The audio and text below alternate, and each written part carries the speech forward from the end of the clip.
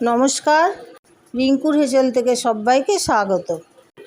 আজকে আপনাদেরকে পাট পাতার বড়া রেসিপি শেয়ার করে দেখাবো।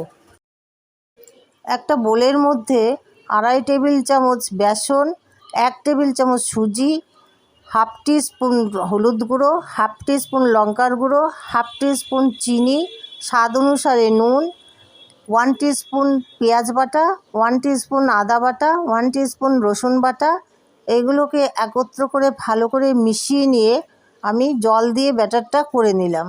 ব্যাটারটা খুব একটা পাতলাও হবে না, আবার খুব ঘন ঘনও হবে না।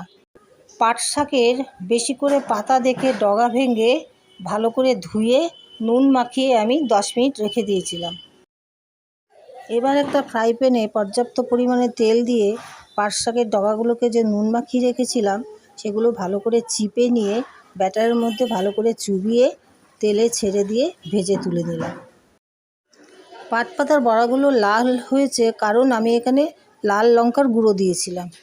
দেখুন বন্ধুরা, আমার পাট পাতার বড়াটা কত সুন্দর হয়েছে এবং খুব কুরকুরে হয়েছে।